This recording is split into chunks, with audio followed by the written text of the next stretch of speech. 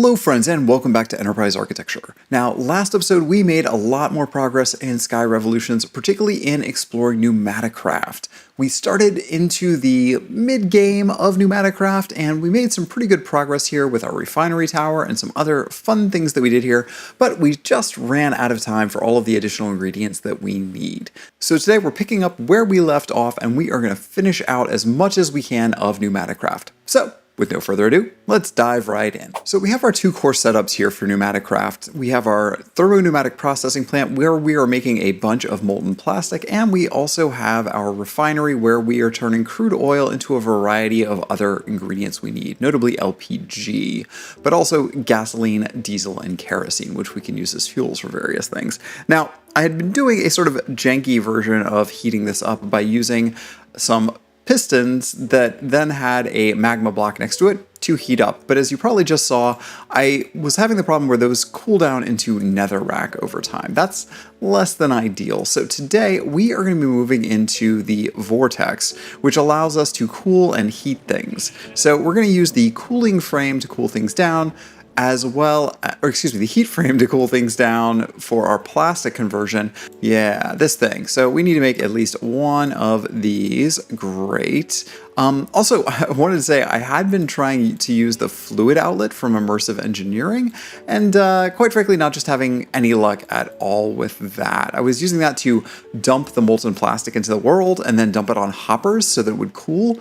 That works, but it also was causing my game to crash. I'm not sure why, but that's what happened. So we are not going to be using that method anymore. Okay, so there's our vortex tube here. Let's see what else Pneumaticraft has in here because it's been a little while since I've played with this. Now, I think I am going to need more pressure tubes for this. I have a bunch of thermal lagging, but I think that that's not all that we are going to need here. Let's see here. Probably another compressor is a good idea, and we can actually move up to the liquid compressor now that we have some fluids to play with here.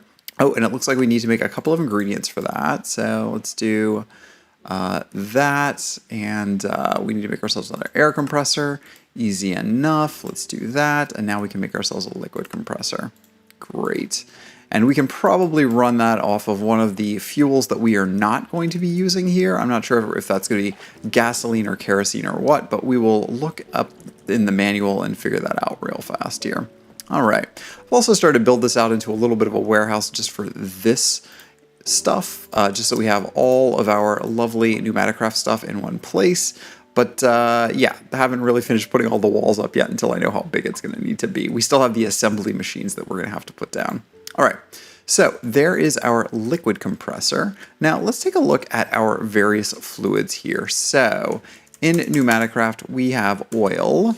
There we go. So the use of crude oil, we're going to break that down into 4 different ingredients here. So let's see. Let's add that so we can keep track of it.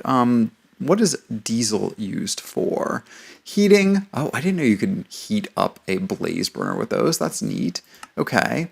And it looks like diesel can be turned into lubricant or kerosene in the thermopneumatic compressor. That's good to know.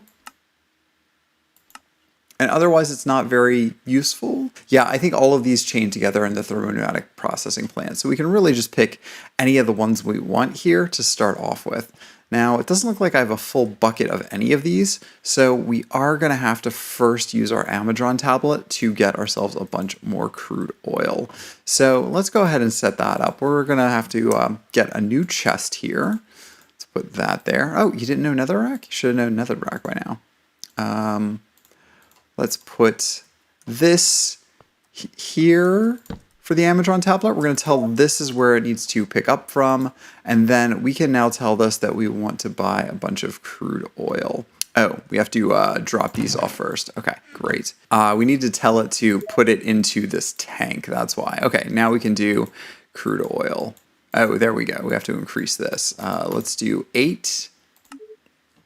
All right, so momentarily we should see our drone show up. There it is. And it's going to pick this up, and then another drone will show up and deliver our oil to this container. Perfect. Okay, so that should then start breaking down here. The only thing this is missing, like I said, is our heat source. So let's go ahead and temporarily, we're going to put down another magma block. Magma, there we go. Good. Put that here, and that's going to start heating that up. And this refinery controller does need thermal lagging so it doesn't cool down so quick. So we are just going to coat this real quick. This had been coated previously, but I hadn't recoated it once I had to break it down and rebuild it. So let me go ahead and throw this on here. And again, this just prevents heat dissipation. Let's go ahead and set up our vortex tube. Maybe we set it up over here off of our main pressure line so that we can keep track of that without too much trouble here. We need to make sure that we put it somewhere where we can pressurize it though. There, okay, so we should have an input and an output now of this, and we should then be able to also move heat around with it, right? Yeah, aren't there some sort of pipes? I think there's some sort of heat transferring pipes in this game. Ah yes, our old heat pipes, that's what we need. So let's go ahead and make up some of these. Oh, and it looks like we need to teach it how to make a block of compressed iron. So let's go ahead and teach that to our recipes as well. And now we should make 3 of those, and we should be able to make a heat pipe without too much trouble. Lagging also has EMC values. That's gonna be useful for us. Okay, let's do that, and I'm also going to grab up extra thermal lagging here real quick. Perfect. All right, so this should be enough to get us started here, and at least it's in our system if it's not. So our vortex tube has a hot side and a cold side. We're going to use the cold side to do something with our plastic here, so our hot side is going to be over there. So let's go ahead and, there we go, connect this up. Take that off. Okay, so this is now doing the temperature differential that we wanted. So to automate our plastic production, we need a couple of things. We're going to need our heat frame, which is really simple to make here. It's just a furnace and compressed iron. And we also are going to need a fluid encapsulator from our thermal expansion. So let's go ahead and make one of these. I think it'll give it to us. Yes, it will. Wonderful.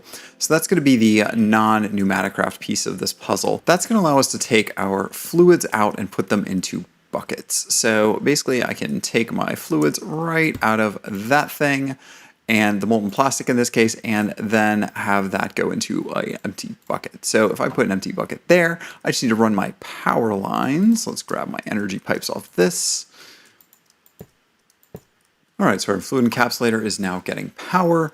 We are going to rotate this around to face us, and that way we know that we can input from the right side and output from the left side. So let's do both of those. There we go. So it's turning that into buckets, right? Easy enough. Now all we have to do is give ourselves another inventory here. So let's give ourselves another chest real quick. Chest. There we go. And we can put this chest down right next to this. This will then get that bucket of molten plastic. Now, let's give it a heat frame so that it becomes aware of heat frames or aware of temperature. So the vortex tube will now be able to cool this down. So you can see here that the east and west temperatures are now becoming very different. So this will eventually get down to 0 degrees and just turn into a regular old bucket. Now we can then use the spare waste heat off of this with our heat pipes to then heat up our other machines that need heat. So for instance, we can run heat here once we pull off this cladding. There we go, pull that off. There, now the heat is going to increase on that. We also want to probably run it back over here to the thermopneumatic processing plant as well. So we actually probably want to reroute this a little bit and rethink it so the thermopneumatic processing plant is on the other side so that we can take care of both of these. We might just have to worry about our item routing a little bit. But the end result here is that this bucket of molten plastic there turns into a plastic sheet, which is exactly what we want.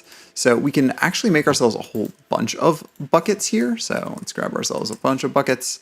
Let's grab one stack up. And we can then put that into the encapsulator, and then this loop will continue over and over until we run out of our biodiesel, which will be a little while until we get there. I could automate the buckets going back into this system, but considering biodiesel isn't automated, we probably don't really need to do that yet. All right, so there we go. We've got this a little bit better off now than we had before. By the addition of this heat pipe here, and restructuring everything, I can now actually put heat sinks on the other side of this. So as the west temperature goes up and heats things like this thermopneumatic processor, as well as our refinery controller, I can also add heat sinks here to decrease some of this coolness, because it's going to get to a maximum point where it can't do any more change of heat or temperature. So I think if I put one there, for instance, yeah, there you go. See, now that east temperature is going up even higher than just 110 degrees, while we're still basically in the negative 30s there and dropping. We could just make a second vortex tube. They're relatively cheap, and we could do nothing but radiate temperature off of that. That's another way to handle this instead of needing a second pipe. All right, because this is so cold, we are now getting plastic basically instantly as soon as we put it in there. So we could add some filters here so the buckets would pass back and forth here, but we're just going to leave that for now. We are mainly concerned at this point now for waiting for the rest of our oil to get processed. And this is going awfully slow, so I think I will go ahead and replace this tubing with another vortex tube. All right, so let's see here. Vortex tube goes there. That means we can put more pressurized tubes out this way, and I think I can, just connect it up like that. This should immediately start doing a temperature differential here, and then we put just a boatload of heat sinks on top of that. And that should cause the temperature to drop really, really quickly on that side. So now that we have plastic production up and online and our other secondary ingredients being made, it's about time for us to upgrade to reinforced tubes here. So our reinforced pressure tubes are made with molten plastic inside of our thermopneumatic processing plant with our regular tubes. So basically we're just like plastic coating the insides of these. All right, so there is 10 buckets of molten plastic. In theory, we should be able to grab that out of there just like so.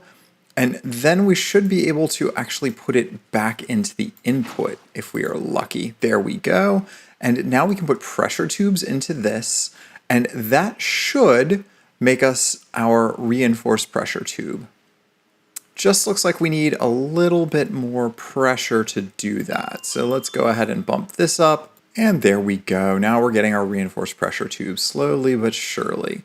And it looks like it is using, what, 50 each? So I think that means that we're going to get 20 back out here if my math is correct. Oh, I think my math was way off. I don't think we're going to get 20. I think we're going to get 200 out of this. So let's go ahead and make at least a full stack, and then we'll use the leftover plastic for other purposes. And there we go. Now we have 2 stacks of tubes that we have finished off. So we can now replace the rest of our tubes here pretty easily. And I was hoping we wouldn't lose any pressure, but apparently we did. That's fine. We'll just pop these off real quick and replace them. There we go. Very nice. Now, to get to the next tier, we are going to need these assembly machines here. That means we need to make pneumatic cylinders, which are relatively straightforward. And the more complicated one are PCBs. So we're going to have to come up with a PCB manufacturer. Transistors and whatnot we can do without too much trouble. Capacitors, again, relatively simple. But the PCB itself, this is where we're going to have to make an etching tank, and that means we're going to need to make etching acid.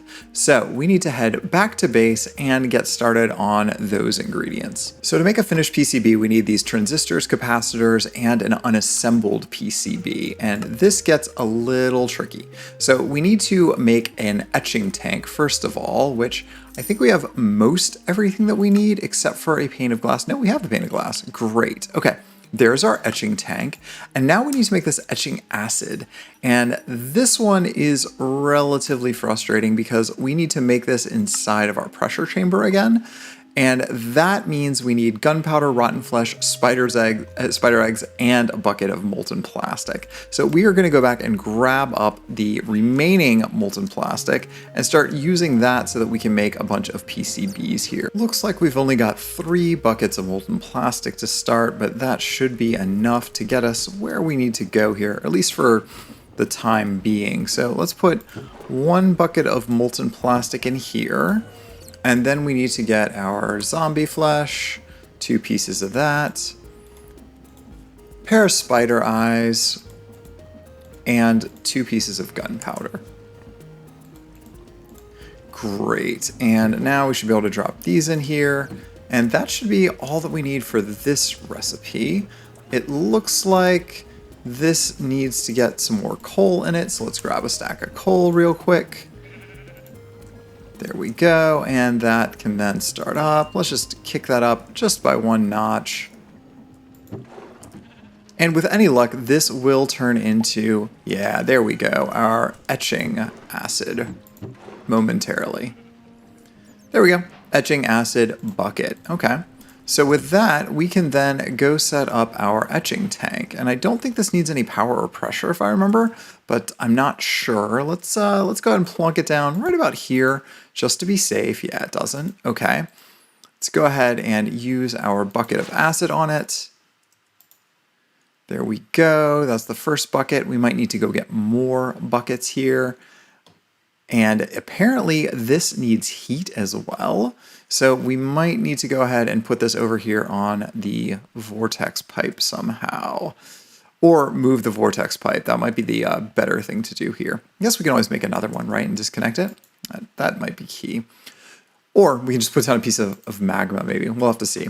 So the etching acid, great. We need this regular PCB. So an empty PCB is made with plastic sheets, gold nuggets, and redstone torches. We can do that real quick.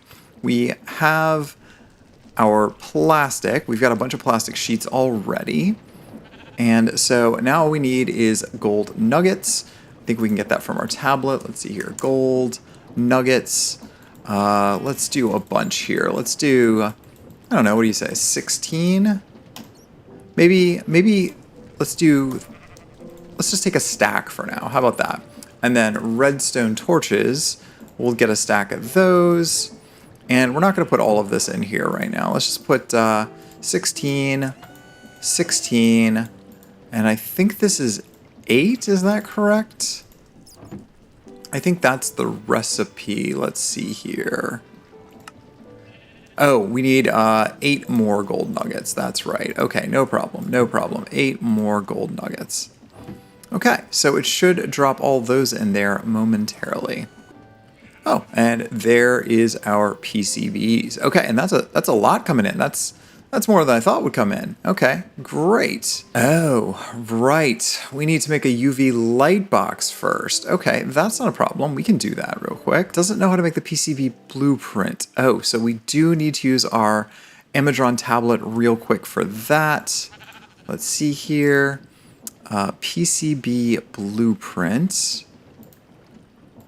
There we go. And that should bring us a PCB blueprint. Yeah, I can see the drone flying in right now. Ah, here we go. Okay, 1 blueprint. So we'll drop that in there, and now we just need to make our redstone lamps. Those are real easy for us. Let's make 3 of those real quick. And now we can make the light box. Perfect. And I think the light box doesn't require anything, is that right? Yeah, it looks like maybe it does take pressure. Let's go ahead and put this back on our pressure system real fast. We'll just, we'll put this here. Okay, pressure's going up, and now we should be able to put our PCBs in here. So slowly but surely, this is turning into a completed PCB. And the percentage you see there is the percentage chance that when we drop it into the etching tank, that it will complete successfully. So we could set this threshold lower and get a 90% PCB or whatever we wanted here, and that'll just change whether or not this etching tank will turn into a fully completed PCB or a failed PCB. Ideally, we want an empty PCB back out. All right, 97, 98, 99, and now we pretty much are guaranteed, yes, that we will have a PCB back out. So now we can drop another one in and continue this process over and over again and continue to add more PCBs to it. We have our PCB. Now we need to go ahead and throw this in the etching tank with our etching acid, which is over here. Let's put this in, where'd it go? There we go. All right, so there we go. We have an unassembled PCB. Perfect. And now we just need to make our transistors and our capacitors, and we make those also in our pressure chamber, of course. So let's make our transistors first. We need 3 gold nuggets and 1 redstone dust per. So let's go ahead and grab up, let's see, that's going to be 8 times 3 of our gold nuggets. We are going to need redstone dust. Let's grab 8 of those. 6, 7, 8. Great. Put that in there. And then all we need to do is grab ourselves 8 plastic sheets. And that should be everything we need for this. And pretty much immediately, it sounds like we are going to get our transistors back out. There we go, 8 of those. And now let's go ahead and make ourselves 8 capacitors. So again, gold nuggets, slime balls, and plastic this time. So we already have 16 gold nuggets. Oh, that's the wrong one. There we go, 16 gold nuggets. Let's grab our slime balls. We need 8 of those. 2, 3, 4, 5, 6, 7, 8. Okay, and we put that in there, and then our 8 plastic sheets. And there we go, 4 capacitors as well. So now we should be able to take this and put everything back together. Let's go ahead and drop, do these have an EMC value? They do not, of course not. These can't have an EMC value, that'd be too easy. We can now make ourselves a fully assembled PCB here. So finished PCB. There we go. There's our ingredients. Excellent. Now, these we can then use to start making some of our other Pneumaticraft pieces. Ooh, so solar compressor. We can make a compression with just the sun. That's great. But I think what we're more concerned about here are our assembly I/O units. So we slowly but surely need to make those, which means we need at least 3 for an assembly controller. We need 1 for an assembly laser, 1 for an assembly drill, and I think we need only 1 importer or exporter. I think we need both, actually, now that I look at this. So I guess that means 3, 4, 5, 6, 7. 7 PCBs all day that we're going to need. Oh, and a platform, so that's 8. So let me get working on making sure that we have 8 of these PCBs lying around, and then we will be good to go to start making those ingredients. All right, there are 8 finished PCBs. So now we should be able to start making these pieces. So there is our assembly controller. And then for our laser, we need to make a few pneumatic cylinders. Oh, we are missing something for that. We need a cannon barrel. Okay, and for that we need more reinforced brick walls. Well, let's just teach this to our system and then we don't have to worry about that anymore. Great. So where were we? Cannon barrel. Let's make 2 of those, and then we're going to use 1 of those to make our pneumatic cylinder. Actually, and then we'll teach the other one to our system so we don't have to worry about that anymore. Pneumatic cylinders, of course, we cannot teach to our system. Okay, let's see here. And now, is that everything we need for an assembly laser? What are we missing? Red stained glass. So all we need for that, I think, is some red dye. Do we have a poppy laying around? Yeah, so let's go ahead and make red dye out of that. We can use this in our system real quick here. I'm not going to bother teaching this to our system. It's just not worth it. Glass. Let's see here. Is that regular? That's not regular glass. I know we have regular glass in here, though. Yeah, we do. So let's grab 8 pieces of that. Okay, and now we should be able to make our red stained glass, just like that. And that's everything we need for the laser. Okay, that's piece 2. The drill, it looks like we are going to need more pneumatic cylinders for, so let's make more of those. 1 drill. Okay. And then our I/O units, It looks like, again, we are just missing the cylinders, so we need to make 6 of these this time. There we go. Let's just put our plastic sheets in here while we're at it. There's the import, or the export, and then this will turn it into an import. Got it. And then last but not least, we should just be able to make the assembly platform, and we're going to need 2 more cylinders for that. So let's do this just like that. Okay, great.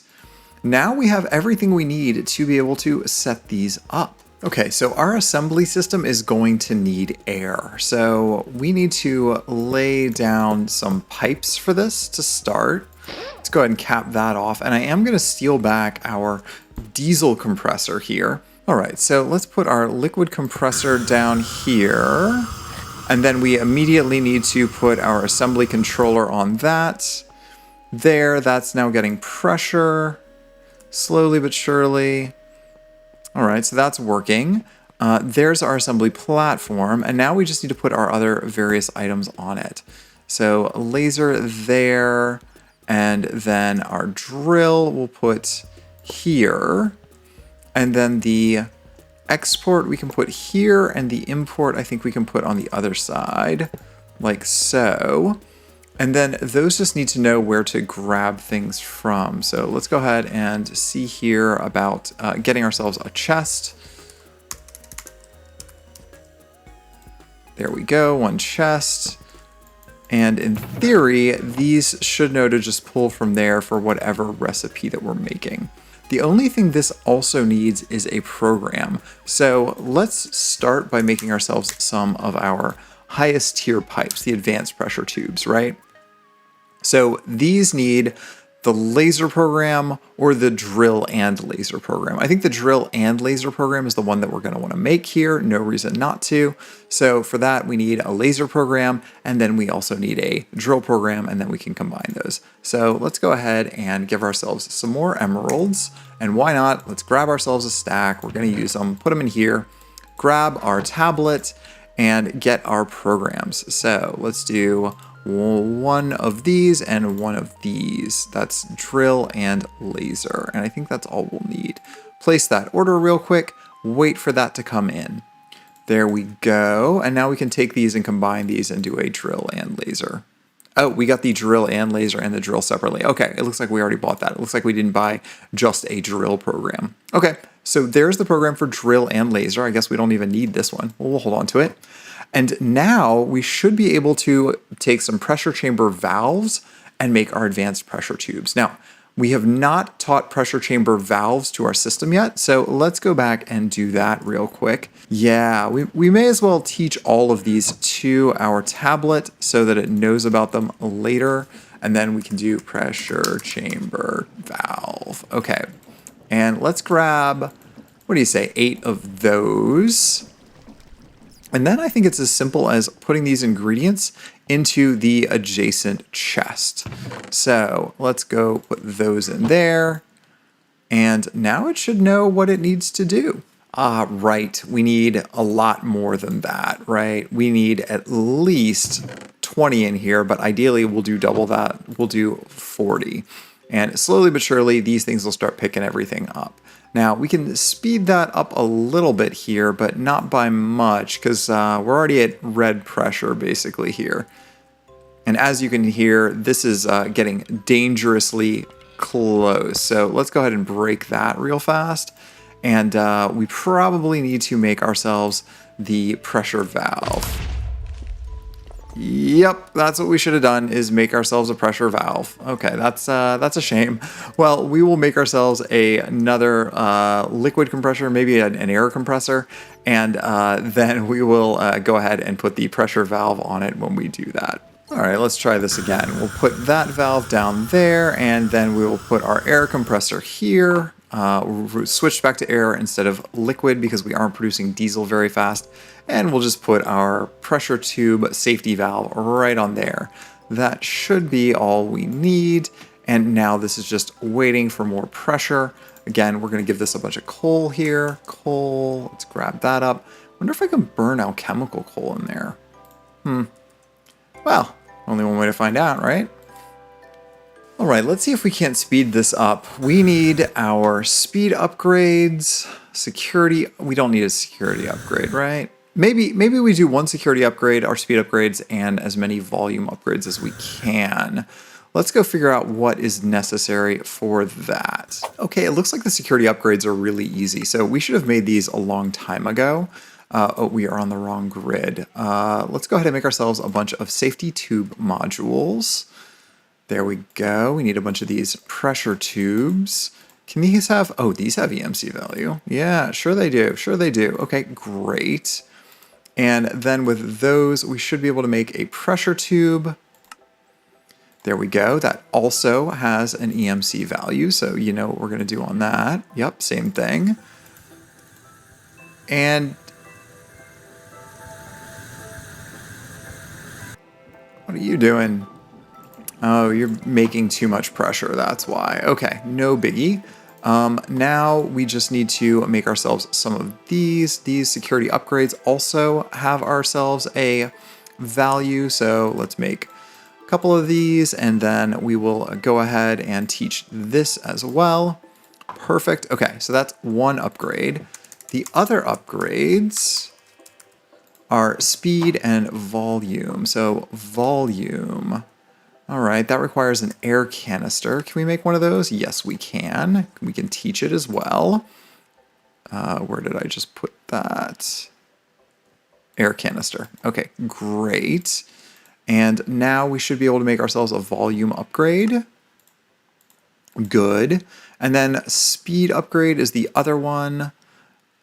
It looks like it needs a bucket of lubricant. Now, how do we make lubricant? Thermo, yeah, okay, so biodiesel or diesel. We probably should use our diesel because we have some of that left. And that, along with redstone, will make lubricant. Okay, well, let's go ahead and teach the volume upgrade real quick.